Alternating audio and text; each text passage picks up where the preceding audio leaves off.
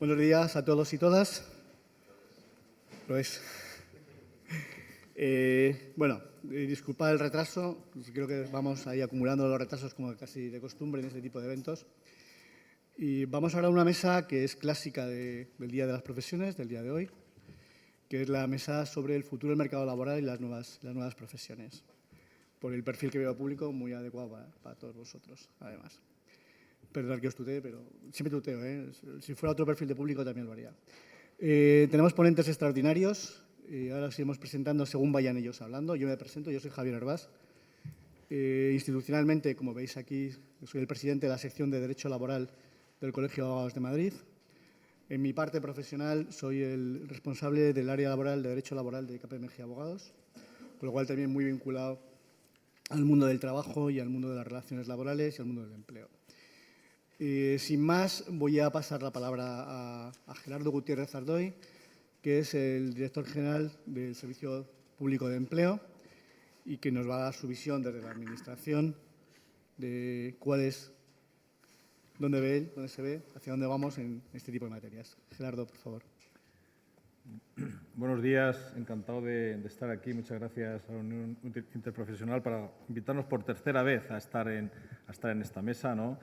Es un placer, además, ya vernos, incluso aunque sea con mascarillas, presencialmente. Y, desde luego, lo que es un placer, desde luego, es ver a los jóvenes, ¿no? Y a las jóvenes aquí un poco acoger una información importante que creemos que os puede venir bien en este momento, ¿no?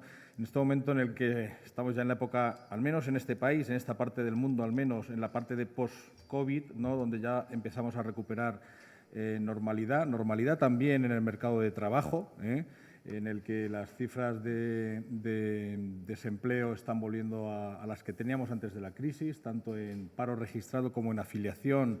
Estamos en este momento en cifras de antes de la crisis.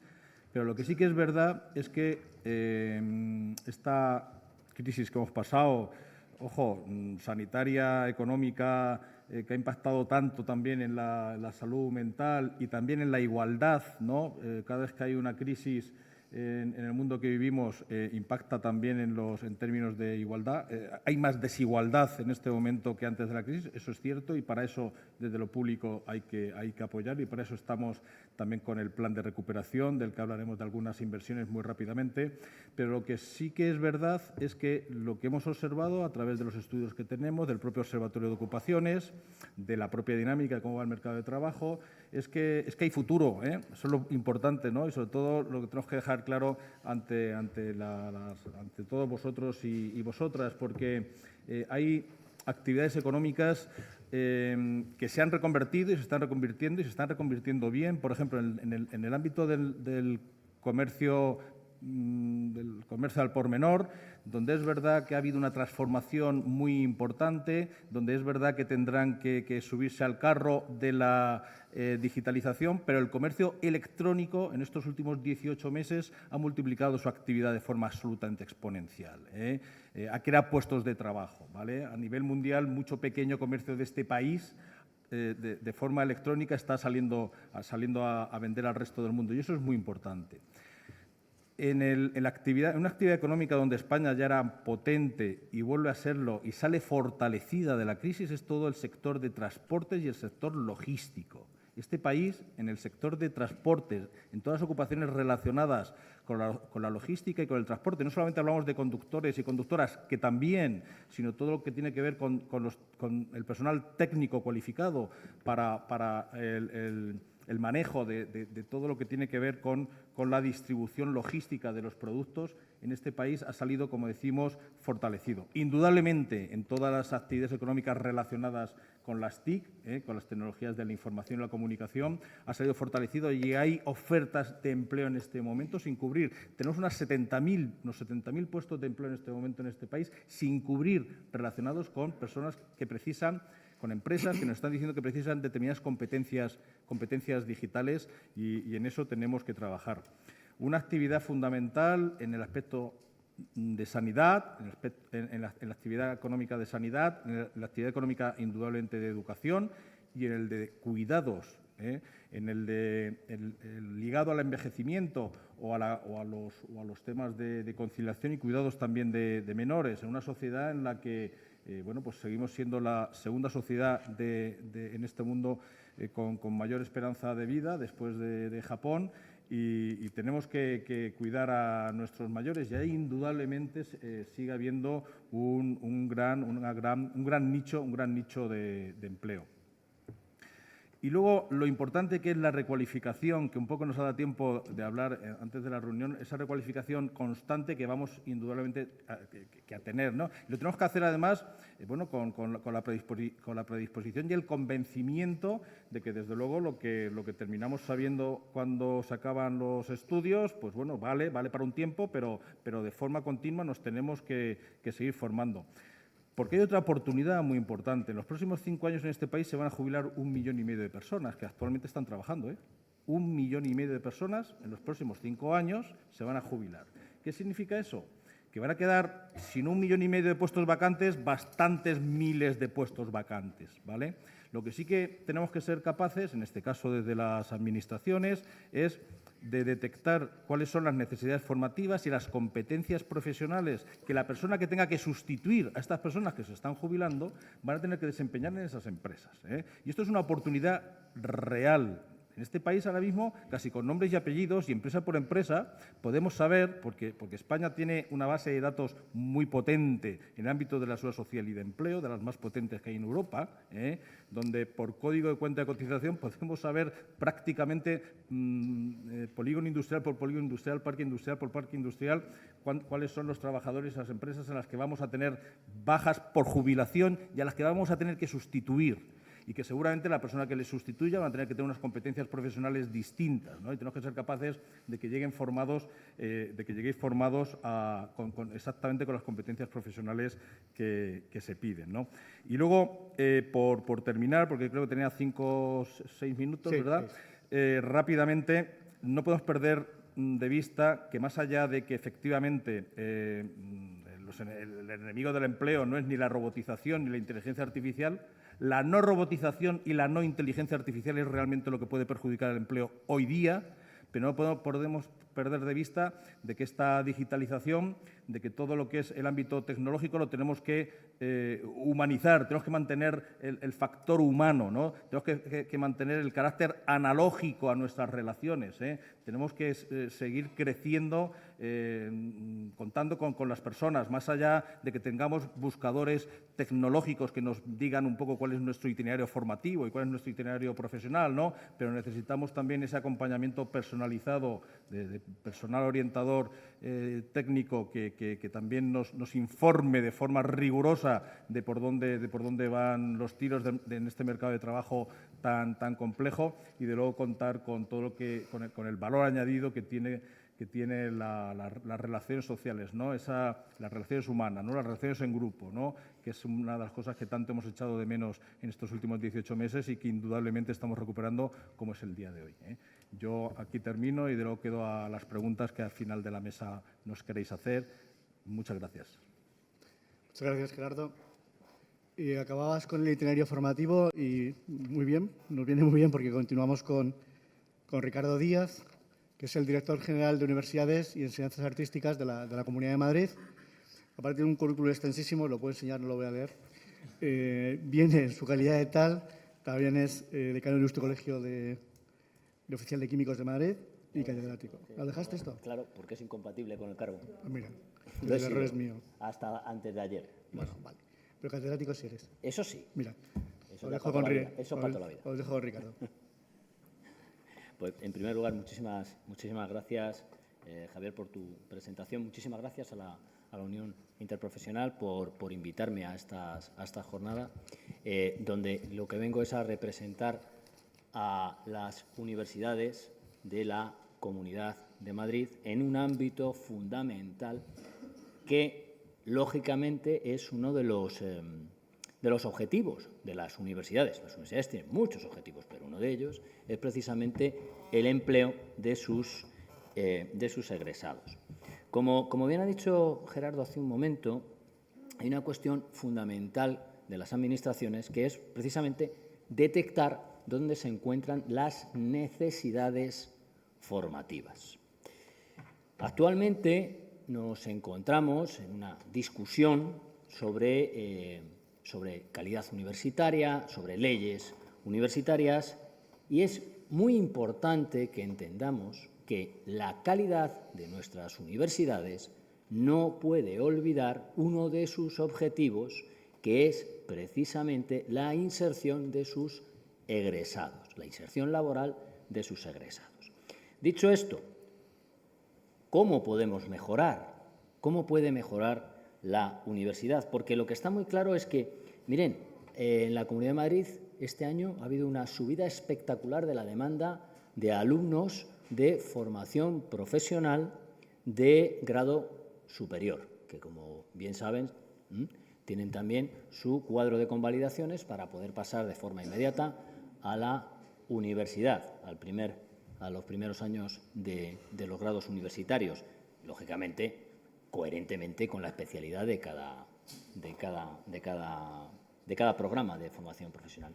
Y esto no es una cuestión nimia, viene fundamentalmente porque hay una sensibilidad social, una sensibilidad en la juventud de que haciendo la formación profesional cumples de una manera mucho más rápida tu objetivo de la inserción laboral y no te va a cortar tu camino universitario en un segundo ciclo para poder entrar perfectamente a la universidad y finalizar pues, con empleo y además con tu grado universitario. ¿Y qué requieren realmente las universidades? ¿Qué es lo que requiere la universidad para realmente aumentar esas tasas de inserción laboral? Bueno, pues requieren una mayor libertad de acción en la implementación de títulos.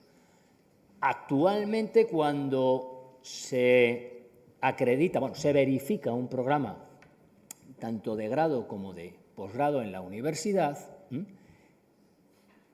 si se produjera cualquier tipo de evolución en el mercado laboral de necesidad de las empresas, ese programa tardaría en cambiarse, si es un programa oficial, por medio de un modifica, pues tardaría fácilmente 2 o 3 años.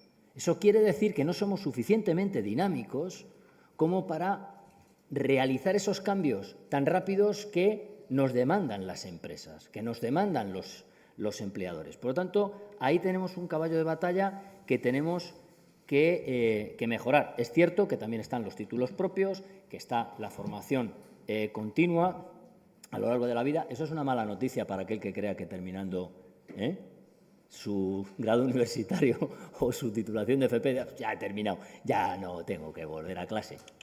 Les traigo una mala noticia. La formación, y más ahora, es para toda la vida, ¿vale? Eso es así siempre, y más en esta sociedad tan dinámica con tantos cambios, ¿verdad?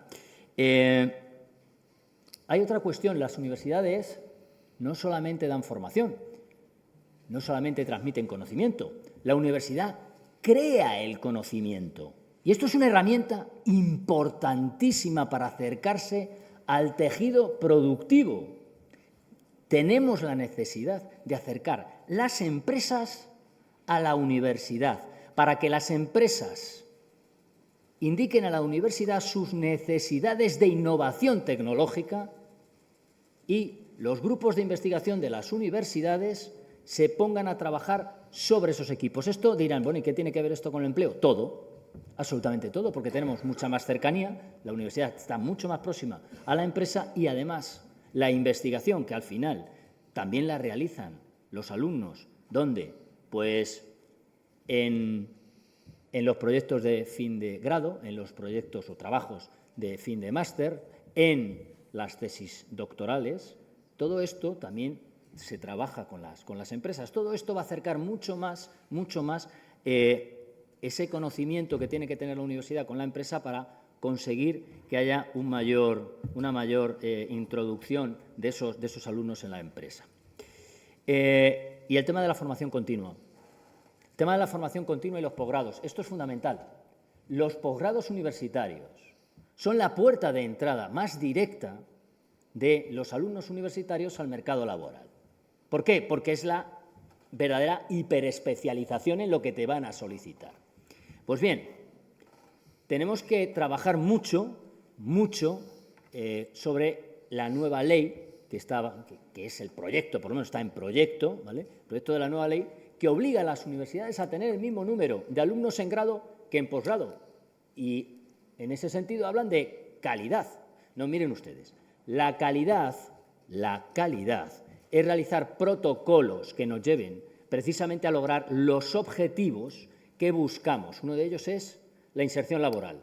Si lo que hacemos es taponar, castrar, ¿vale?, por decirlo de alguna manera, la cantidad de alumnos que podemos tener en el posgrado, va a ser muy difícil, en el posgrado o en la formación continua, va a ser muy difícil dar la formación que requieren las empresas. Y además, os voy a decir otra cosa, hay un problema, y es que la pirámide poblacional está invertida.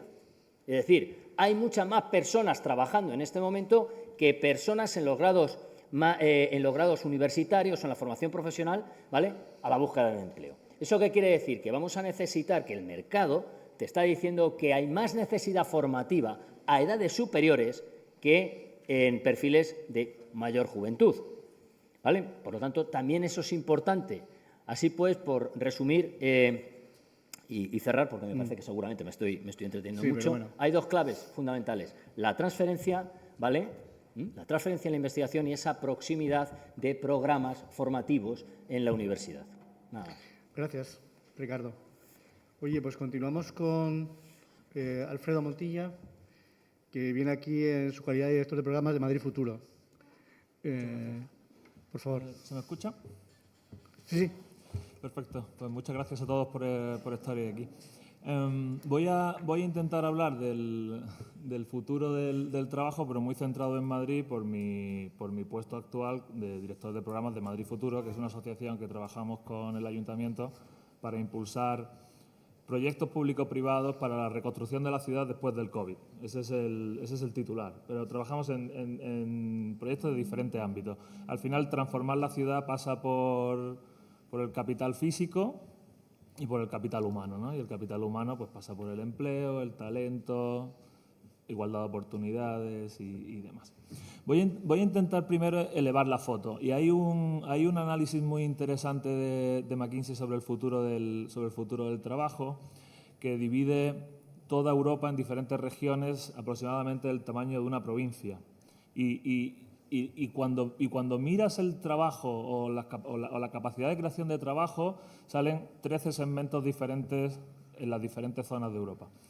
Agrupando esos 13 segmentos en tres más facilitos, tenemos regiones que crean empleo, regiones que mantienen el empleo y regiones que destruyen empleo, ¿vale? En España, cada país tiene sus características. En España hay una particularidad, que es el segmento de regiones que destruyen empleo es muy alta. En las que crean empleo estamos en línea con el resto de países. Pues en España es el 2%, en Italia es el 2%, en Francia es el 4%. Bueno, son pequeñas regiones las que crean empleo, y después sí que hay mucha variedad en esas regiones que mantienen el empleo, ¿vale? Por ejemplo, el caso de Alemania, que todos tenemos en la cabeza, pues 78% de sus regiones están en esta zona intermedia que mantienen empleo, pero la zona de arriba que crea empleo es el 5%. Siempre son pequeños grupos de grandes ciudades las que crean empleo, porque además son grandes. Entonces, si vosotros sois de Madrid, pues tenemos buenas noticias, porque Madrid se encuentra en esas regiones que crean empleo. ¿Cuánto empleo hasta 2030? Pues aproximadamente 1 de cada 4 empleos que se creen en España se podrían llegar a crear en Madrid por su potencialidad. Es una buena noticia en cuanto a capacidad de generación de empleo, pero es un reto. Es un reto en muchos sentidos, porque hay que ser capaz de generar ese talento suficiente para emplear a esa cantidad de empleo.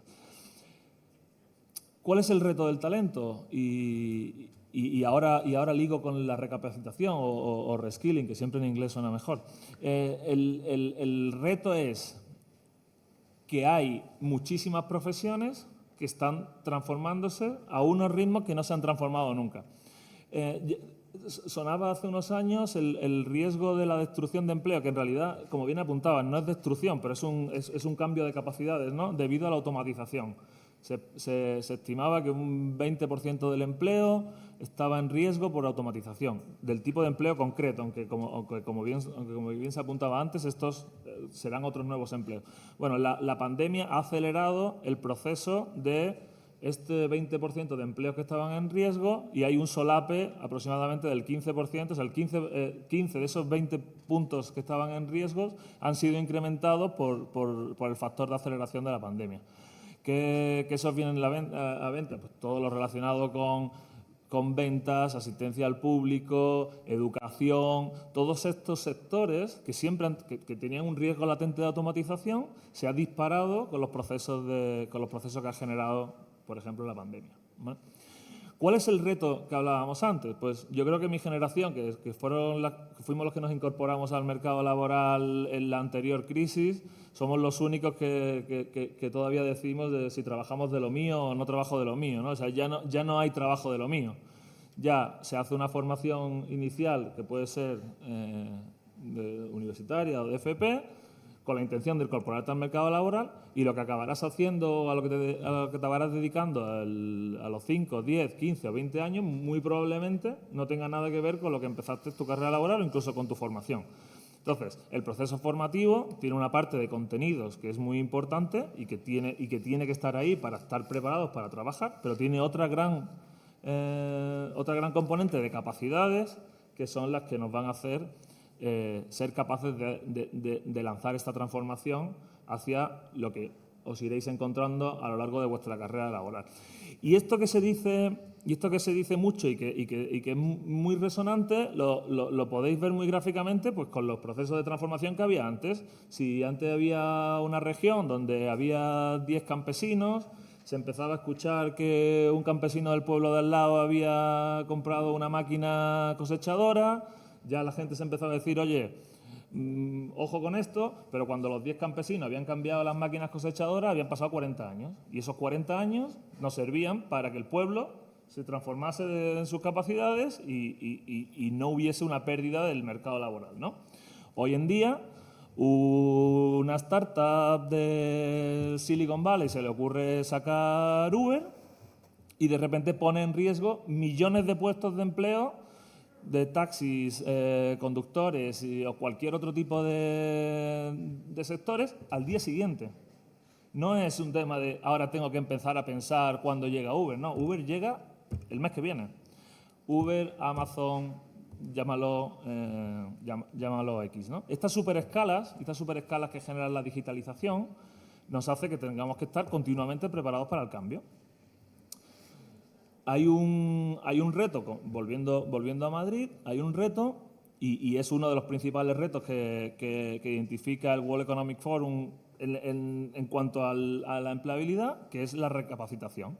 Se estima que el 40% de los puestos de trabajo necesitan recapacitación en sus capacidades clave para seguir existiendo. Y el 50% necesitan algún tipo de reskilling para seguir aportando valor, digamos, ¿no? Esto cuando lo llevamos a Madrid, en todo lo que estamos hablando, que ya es un gran mercado de trabajo y que además va a crecer a los ritmos que estamos diciendo o que parece que va a crecer, sin entrar en el debate de la capitalidad, es un reto porque hay pues, un gran número de personas que están pues, próximos a jubilarse, pero que no se van a jubilar en los próximos 5 o 10 años.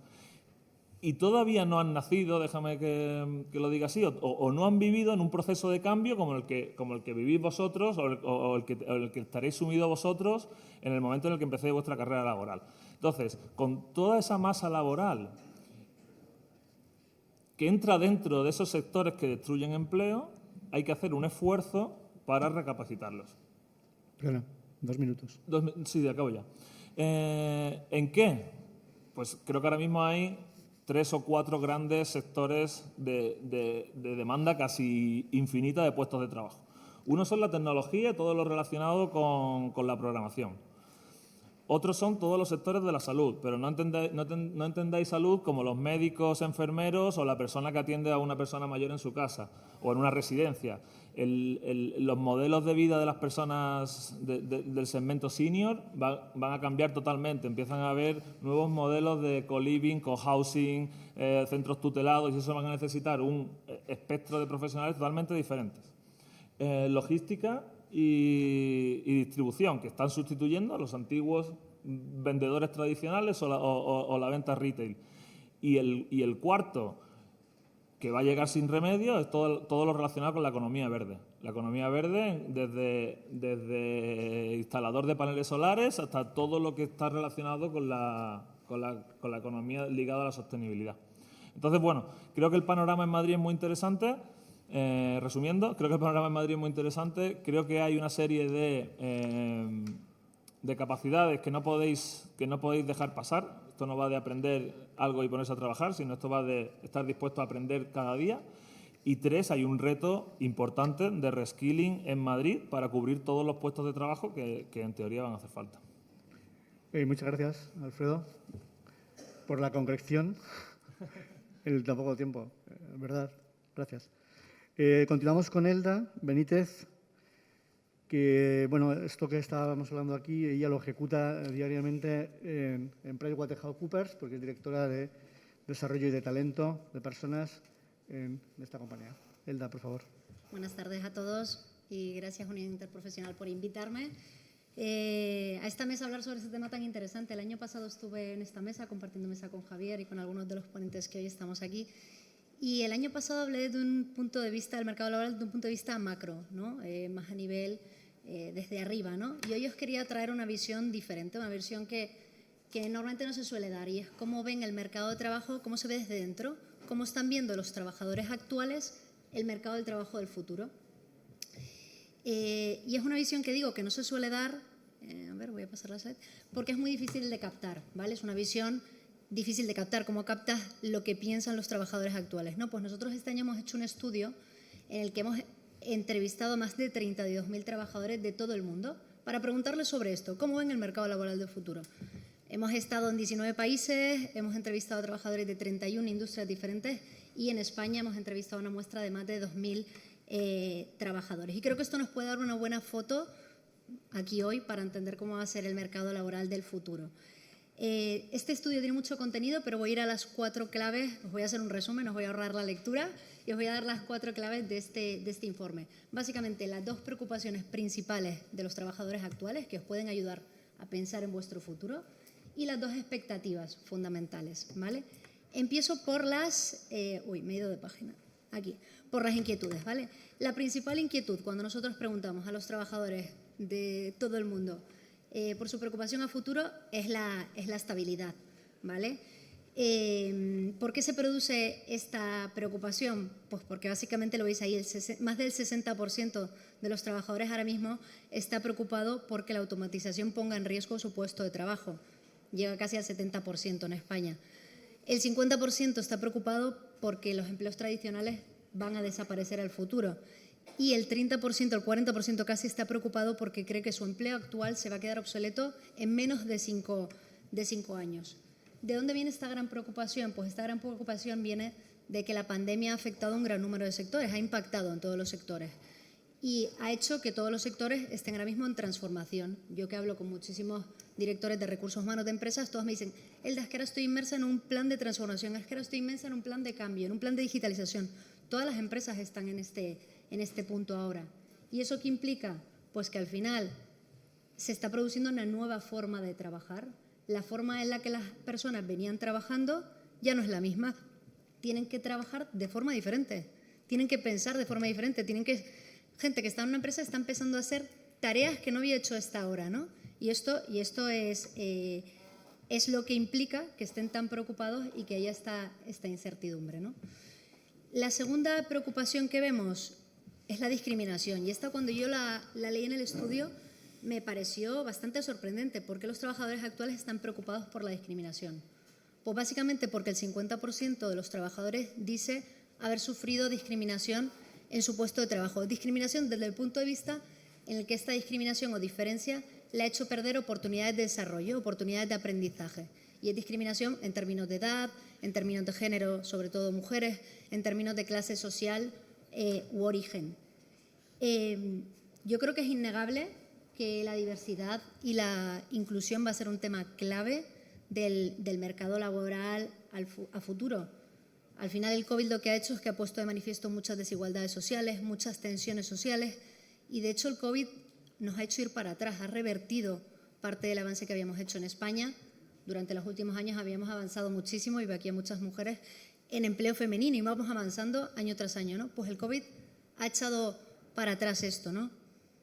Es más, nosotros hemos estimado que va a ser necesario duplicar la velocidad de avance de empleo femenino, duplicar, o sea, multiplicar por 2 la velocidad de avance de empleo femenino para recuperar el daño que ha hecho el COVID en esta materia, ¿no? Lo cual es devastador. Pero vamos ahora a la parte positiva, ¿no? Las expectativas. ¿Qué esperan los trabajadores del mercado laboral futuro? Y que esto es un tema que yo creo que si os tenéis que llevar una idea de la mesa de hoy, porque la hemos además comentado todos, es esta, ¿no? La principal expectativa de los trabajadores es la formación. Casi el 80% a nivel mundial y más del 80% en España dice que está dispuesto a adquirir nuevas capacidades, esto es hacer un upskilling, o incluso están dispuestos a recapacitarse de nuevo. Es decir, a trabajar en algo completamente diferente, ¿no? Esto es el reskilling. De hecho, mucha gente, el 40% a nivel mundial y el 40% en España, fue muy inteligente y durante la pandemia aprovechó para adquirir nuevas capacidades, ¿no? Esto es muy bueno.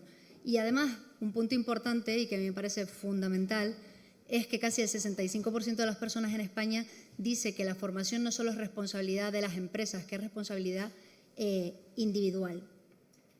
Con lo cual vemos que la gente está dispuesta a reciclarse, a formarse. ¿Cuál es el reto de esto? Pues que ahora mismo el acceso a la formación en cierta medida es desigual. Nosotros cuando preguntamos a la gente que tiene estudios superiores si sus empresas les están dando oportunidades de formación, dicen que sí, pero si preguntamos a personas que tienen estudios más básicos, dicen este porcentaje cae bastante.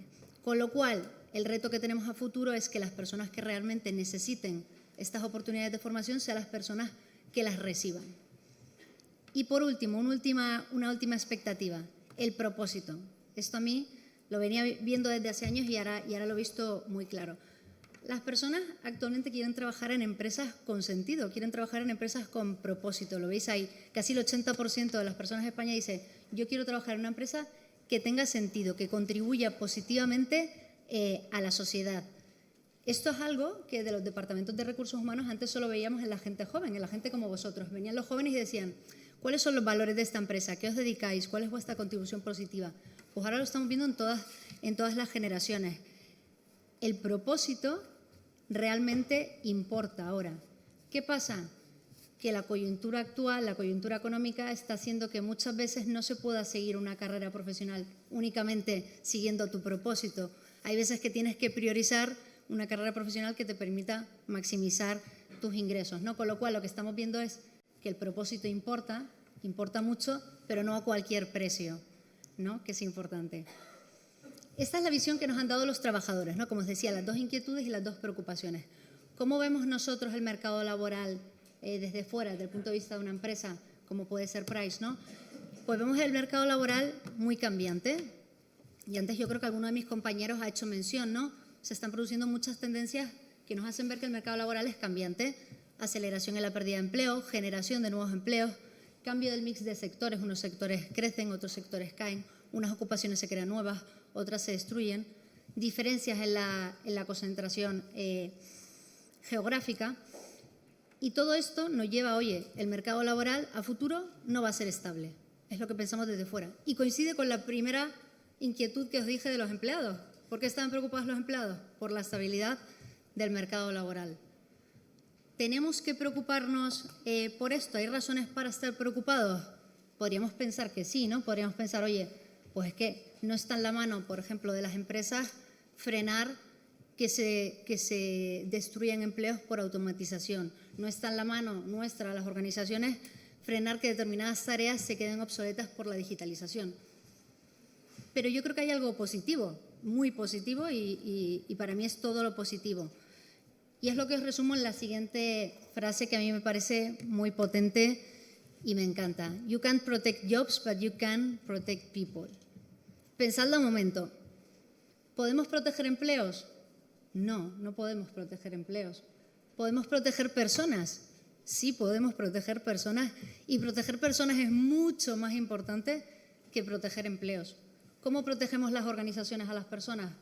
Dándoles formación, capacitándolas, haciéndoles que aprendan todas esas habilidades que el mercado laboral futuro va a requerir.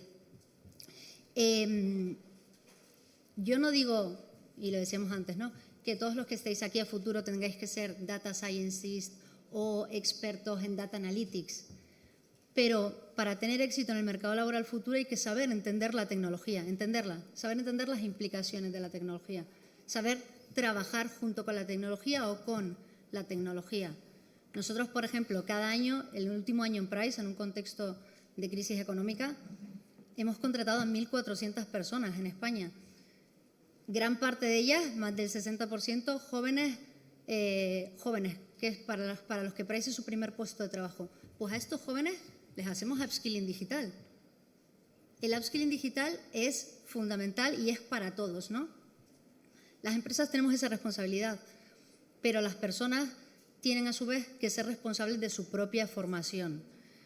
Tienen que entender, y es clave entender, que la formación no acaba cuando sales del colegio, la formación no acaba cuando sales de la universidad, no acaba cuando tienes tu primer empleo, ni siquiera acaba cuando estás ya en un puesto directivo. La formación tiene que acompañarte a lo largo de toda tu vida laboral. Y por concluir, para mí la conclusión es: las empresas que entendamos la importancia del upskilling, la importancia de la formación de los trabajadores, y los trabajadores que entiendan la importancia de formarse a lo largo de toda su vida, van a ser los que tengan éxito en este mercado laboral futuro, que va a ser un mercado laboral complejo, incierto, poco estable, pero va a ser un mercado laboral, como hemos dicho todos, y aquí estamos diferentes personas y todas estamos de acuerdo, lleno de oportunidades, y hay que estar preparado con esa formación para aprovecharla. Muchas gracias. Y gracias por el dato del baño de realidad y por la frase. La frase es importante. Muchas gracias. Finalizamos con Javier Blasco. Javier viene en calidad de presidente del Instituto ADECO de Estudios, pero Javier es una de las personas que ya aquí, si puedo decir, porque lo conozco hace tiempo, que más sabe de empleo de este país, porque es un hombre que ha estado siempre vinculado al empleo a lo largo de toda su trayectoria profesional, con lo cual creo que su visión es muy, muy relevante en este caso. Javier, adelante. Pues muchas gracias, Javier, por tu amable invitación, y a todos vosotros y vosotras por estar aquí oyéndonos, ¿no? Yo voy a empezar un poco, como ha acabado Elda, que me ha gustado mucho la palabra propósito, pero no el propósito de las organizaciones, sino el propósito de las personas, vuestros propósitos, y cuáles son vuestros sueños. Hoy sale en los medios de comunicación una encuesta que os hemos hecho. Yo tengo un hijo también de una edad muy próxima a la vuestra, y en la que nos dais una lección, o muchas lecciones, ¿no? Lo que nos venís a decir básicamente es que para vosotros lo más importante es el desarrollo como personas cuando buscáis un empleo, que la empresa os invite y os permita ese desarrollo. También pedís cuestiones que tienen que ver con la conciliación, y parece que dejáis a un lado, y eso muestra mucho la generosidad vuestra, cuestiones de salario, ¿no? Por otro lado, y esto es una llamada de atención, 1 de cada 3 nos decís que tenéis poco asesoramiento sobre qué estudiar. Es decir, yo que trabajo en ADECO, hay cosas que me parecen muy obvias, y yo tengo un hijo que tiene que decidir qué carrera va a estudiar o si va a hacer un FP, y digo, oye, pues normalmente, pues claro que tienes que hacer esto, no lo haga. Uno tiene cierta inercia a tratar de mangonear, ¿no? Como padre, evidentemente, ¿no? Para que no se equivoque, al final va a hacer lo que le dé la gana, evidentemente. Pero sí que es verdad que en general hay una parte importante, 1 de cada 3 reconocéis que no se está dando un buen asesoramiento. Luego, a las empresas les pedís sobre todo, lógicamente, o los estudios, que faciliten una parte práctica. Sois mucho más prácticos que al menos mi generación. También le pedís que os ayuden en la búsqueda de empleo. Lo decía antes Ricardo, el foco de la formación tiene que ser también el empleo, porque el empleo os va a ayudar también a ser felices. Uno va a ser feliz estudiando aquello que le gusta, pero si no tienes empleo puedes tener un problema, ¿de acuerdo? Desde el punto de vista de la motivación y desde el punto de vista del propósito.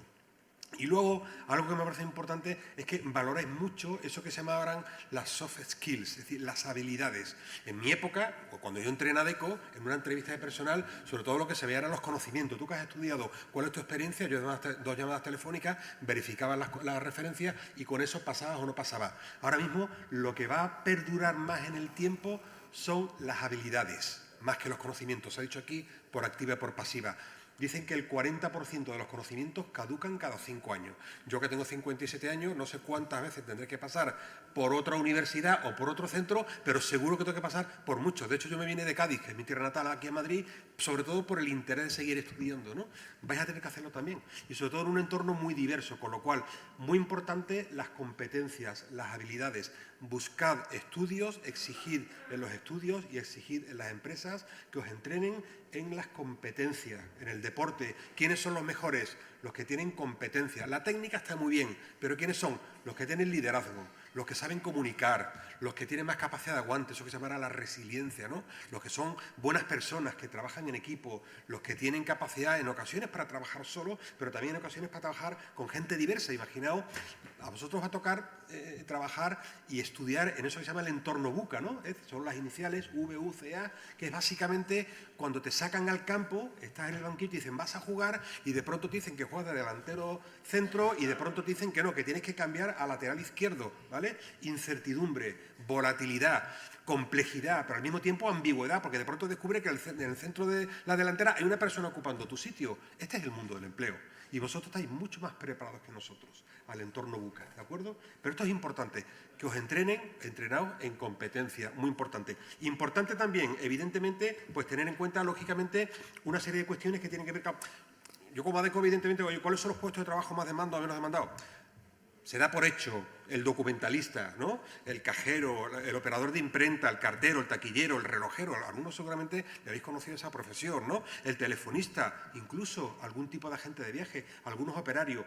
Lo decía antes, no van a desaparecer los empleos, van a desaparecer las tareas. De hecho, yo diría, en un país que tenemos el doble de población universitaria que de población estudiantil que hace la FP. La tasa de empleabilidad de la FP ya es superior a la formación universitaria. Pero muchos universitarios vamos a tener que ir con el nuevo modelo de FP seguramente a este tipo de centros para adquirir cierto tipo de competencias. Con lo cual, yo os diría, meteros en la aventura de la recualificación continua, hacer fuerte en lo que son las competencias, tener evidentemente que, independientemente del grado académico, los puestos que van a aguantar más a la robotización, a la mecanización, son los que tienen que ver, sobre todo, con el trato personal, con la relación social, con la innovación, con la capacidad, digamos, de improvisar. Es decir, cuando uno hace una pirámide, dice, los que están arriba son los ingenieros, arquitectos en cloud, y abajo vamos a poner por la persona que trabaja en el campo sin ninguna cualificación.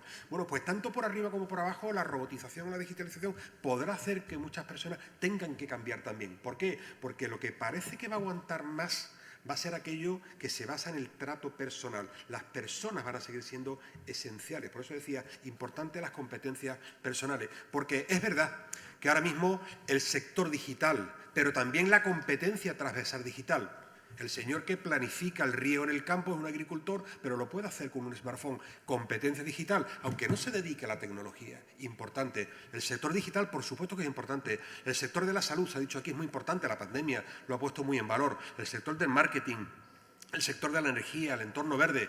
Pero es que en España todos los días se quedan miles de puestos sin cubrir en el sector industrial, tanto en la parte universitaria como en la parte industrial. El sector de la construcción, que también es muy poco conocido. El otro día hablaba yo con una persona de la patronal de la construcción. Digo, tenéis que hacer una serie en Netflix. Tenéis que daros a conocer. No estáis sabiendo comunicar, que es un sector que crea empleo, que es un sector que se gana más salarios que muchos otros sectores y que es un sector que tiene proyección, que es un sector que está muy mecanizado, muy robotizado.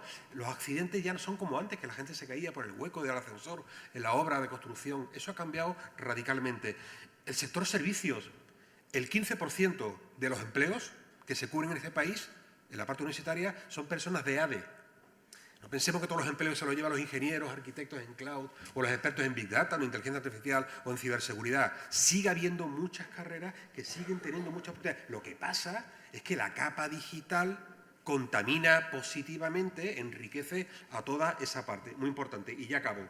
Como decía, importante las skills, importante la capacidad de adaptación, porque no vamos a trabajar seguramente siempre en aquello para lo que hemos estudiado. Yo en mi época, lo típico, yo no he estudiado para esto. Nosotros hacemos una encuesta todos los años a gente que les invitamos a participar en un concurso y están durante un mes acompañando al director general de cada país. Es la pera, ¿vale? Imaginaos acompañar a un director general durante un mes, reuniéndose con clientes, comités de dirección, viajando, tomando decisiones, gente súper potente académicamente. Además, cuando tú los ves con 20, con 22 años, cómo exponen, cómo argumentan, cómo es alucinante. Dice, cuando tengan 50, se comen el mundo.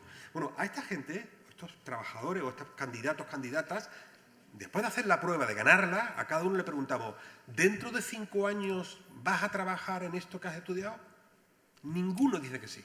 Es decir, gente con un currículum muy brillante dan por hecho, y por eso es importante que os preparéis para el cambio, ¿de acuerdo? Es decir, hoy de lateral derecho, mañana de delantero centro, lo importante es esa capacidad de adaptación. Y ahora sí que acabo. Hay muchas oportunidades que yo creo que se han dicho aquí. Yo os invitaría a abrir los ojos, a saber que evidentemente sin cualificación y sin recualificación cada vez va a ser más difícil trabajar.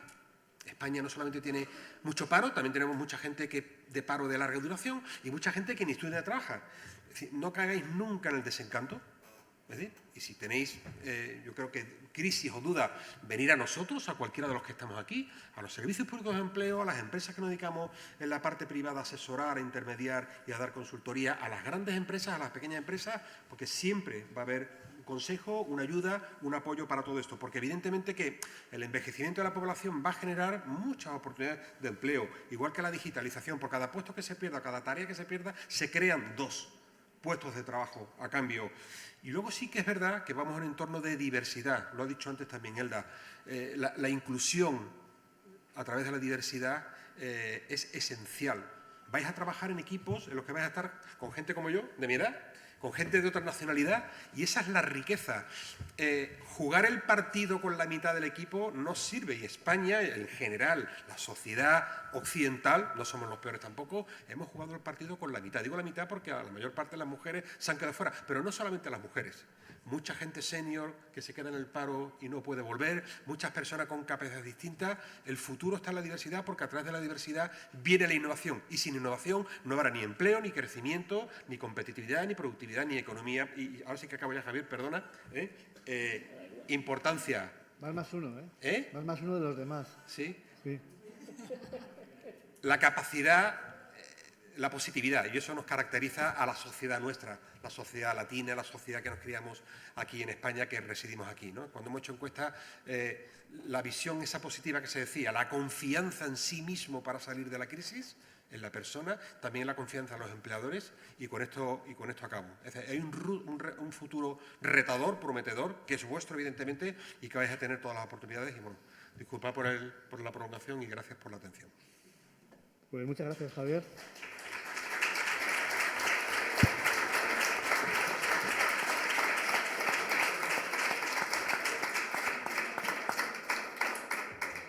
Oye, no vale solo aplaudir, ahora vais a tener que preguntar. O sea, oye, gracias a todos, y sobre todo quiero agradeceros la sencillez del lenguaje. Yo creo que estamos acostumbrados, cuando estábamos fuera, estamos hablando un lenguaje como más profesional, y habéis adaptado un lenguaje mucho más sencillo, mucho más comprensible, y sobre todo por la concreción que habéis estado dando respecto a materias tan sensibles y tan preocupantes. Con lo cual los mensajes son claros, y creo que para todos los que estamos aquí, y como esto está en streaming, para todo aquello que nos pueda ver en la red, pues es muy positivo. Entonces, gracias por la concreción, y gracias por los datos, y gracias por el lenguaje. Y ahora os toca a vosotros hacer preguntas. Creo que es una muy buena oportunidad. Os han dado mucha información, alguna más sensible que otra y más preocupante, y más preocupante que otra, pero creo que en general positiva. O sea, que es vuestro turno, y yo no voy a hacer preguntas, porque ya os he dicho que no os iba a hacer previamente preguntas, no es mi función. Venga, animaros. Si no preguntáis, venga, os podemos preguntar nosotros a vosotros. Yo soy capaz de hacerlo, lo he hecho muchas veces. Los que miran al suelo. ¿Qué? Pregunta a los que miran al suelo. Sí.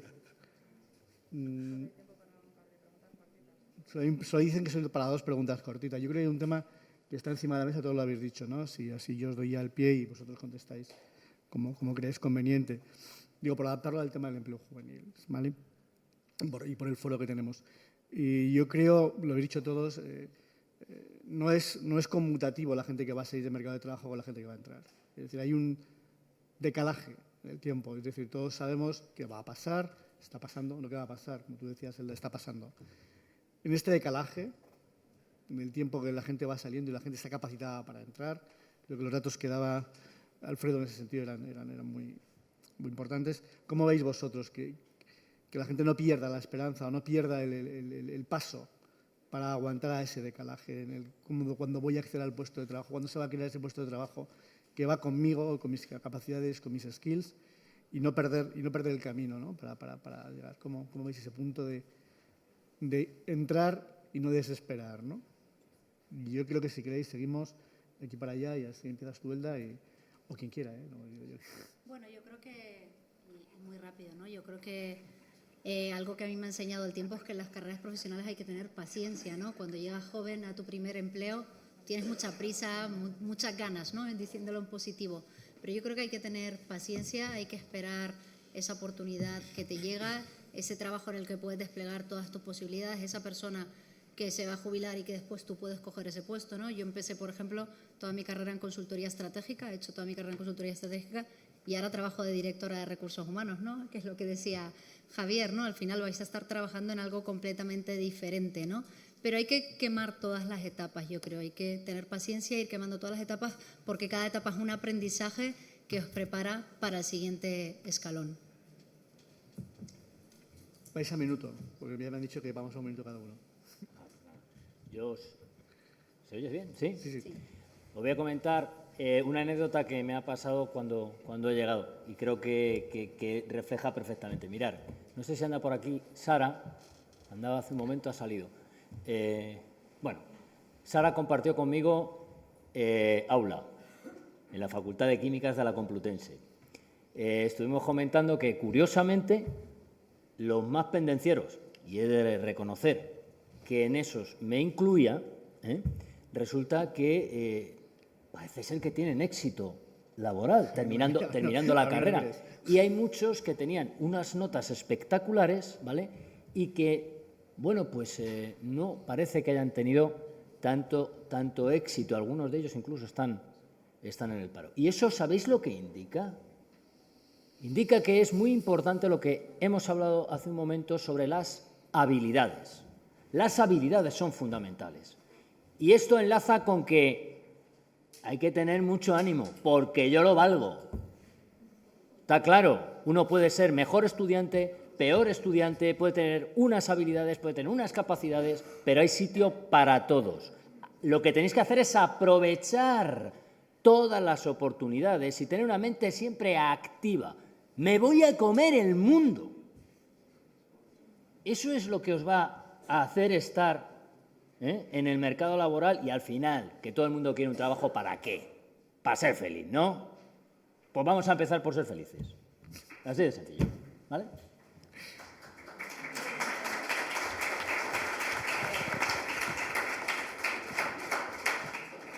Gerardo. Efectivamente, eso de ser felices lo enganchamos.